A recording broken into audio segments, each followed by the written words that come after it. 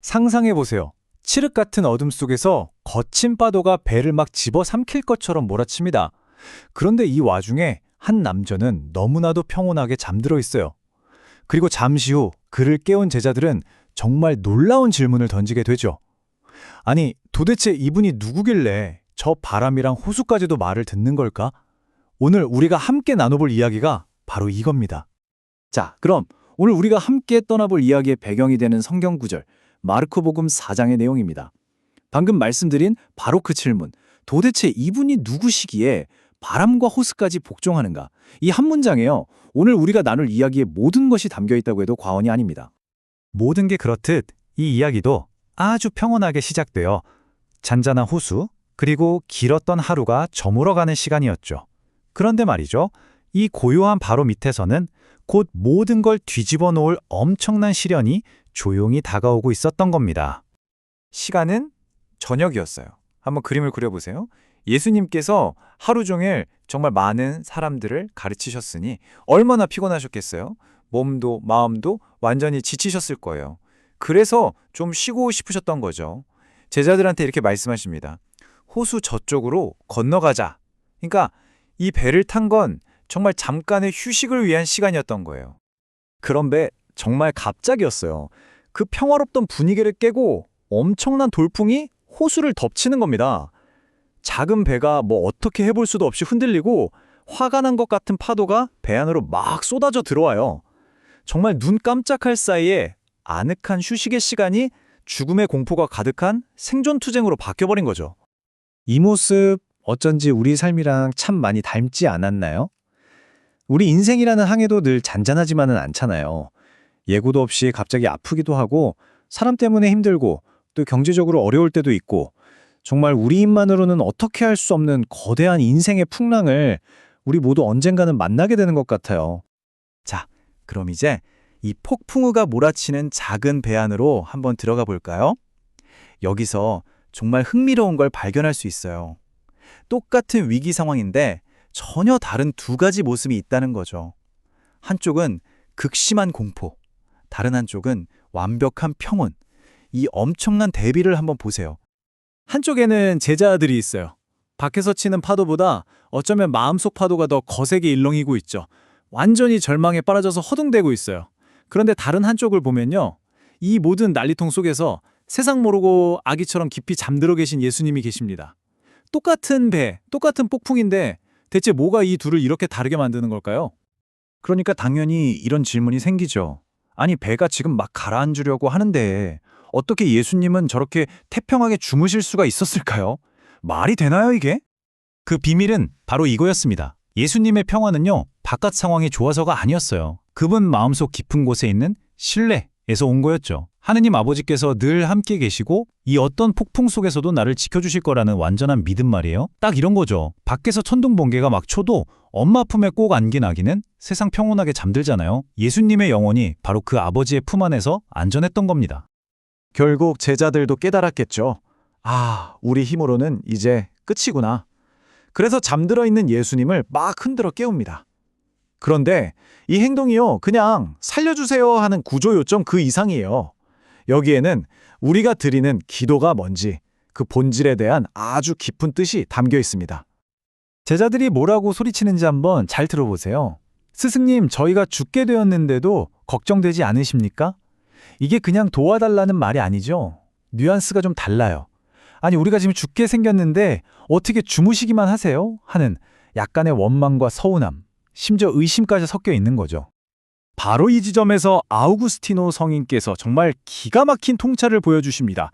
성인께서는 우리 마음에 왜 폭풍이 일어나는지 아느냐고 물어요.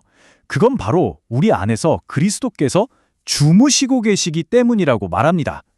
이게 무슨 말이냐면요, 우리가 믿음을 잃어버리고 내 안에 계신 그분을 까맣게 잊어버리는 바로 그 순간 우리 마음의 바다가 거칠어지기 시작한다는 뜻입니다. 이건 정말 중요한 포인트예요. 우리가 하는 기도라는 게 바로 이거라는 거죠. 설령 그게 주님 제발 살려주세요 하는 절박한 비명일지라도요, 그 행위 자체가 내 안에서 잠들어 계신 예수님을, 그러니까 그분이 나와 함께 계신다는 사실을 다시금 흔들어 깨우는 거라는 겁니다. 정말 놀랍지 않나요? 제자들이 그렇게 다급하게 외치니까 드디어 예수님께서 눈을 뜨십니다. 이제 이야기는 클라이맥스로 향하는데요. 여기서 우리는 저 바깥의 폭풍보다 훨씬 더 강력한 질문을 만나게 됩니다. 제자들의 마음을 향했던, 그리고 오늘 바로 우리의 마음을 향하고 있는 예수님의 그 질문 말입니다. 잠에서 깨신 예수님은 제자들처럼 막 허둥대지 않으세요. 아주 침착하게 바람을 꾸짖으시고 호수를 향해 딱 한마디 하시죠. 잠잠해져라, 조용히 하여라. 그랬더니 정말 믿을 수 없는 일이 벌어져요. 미친 듯이 날뛰던 자연이 순식간에 잠잠해지는 겁니다. 완벽한 고요가 찾아왔어요. 그리고 나서 예수님은 제자들을 돌아보며 이 질문을 던지세요. 왜 겁을 내느냐? 아직도 믿음이 없느냐? 이 질문 하나로 이야기의 초점이 바깥의 폭풍에서 제자들 마음속의 폭풍으로 확 옮겨가게 됩니다. 예수님께서는 결국 이거죠. 두려움을 이기는 유일한 해독제는 바로 믿음이라는 걸 가르쳐 주시는 거예요. 여기서 말하는 믿음은 뭐 대단한 게 아니에요. 그냥 하느님께서 지금 바로 여기 나와 함께 계시는구나. 그리고 나를 지켜주고 계시는구나 하는 그 굳건한 확신, 바로 그거예요. 이건 마치 영적인 법칙 같은 거예요. 우리 마음은 텅 비어있는 상태를 싫어하거든요. 그래서 하느님에 대한 믿음이 싹 빠져나가서 텅 비게 되면 그 자리는 어김없이 두려움이라는 어둠이 채우게 됩니다. 에덴 동산에서 하나님을 피해 숨었던 아담과 하와가 그랬던 것처럼요. 결국 믿음과 두려움, 이 둘은 한 마음에 같이 있을 수가 없는 거죠. 폭풍이 멎자 완벽한 고요가 찾아왔죠. 그런데 제자들의 마음속에는 살았다 하는 안도감만 있었던 게 아니에요. 그것과는 차원이 다른 감정이 차오르기 시작합니다. 바로 경외심, 거룩한 두려움이라고 하죠. 그들은 비로소 깨닫기 시작한 겁니다. 지금 우리랑 같이 배에 타고 있는 이분, 도대체 누구시지? 하고 말이에요. 보세요. 제자들의 두려움이 질적으로 변한 거예요.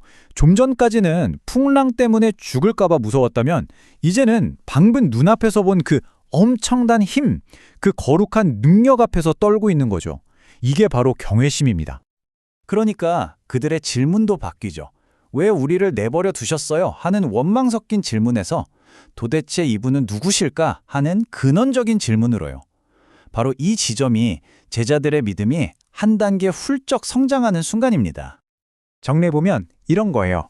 두려움에는 두 종류가 있는 거죠. 하나는 세상을 향한 두려움.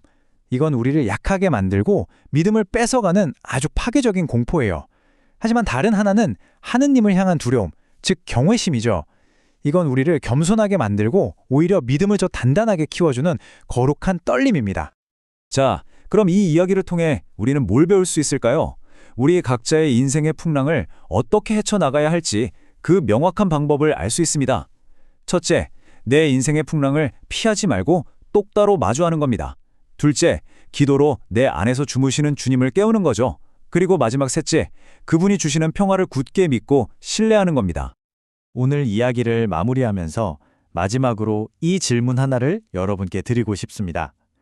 지금 여러분의 인생이라는 배가 거친 풍랑을 만나 흔들리고 있다면 혹시 혼자서 끙끙대며 힘겹게 노를 젓고 계신가요? 아니면 바로 그 배 안에 여러분과 함께 계신 주님을 흔들어 깨우고 계신가요?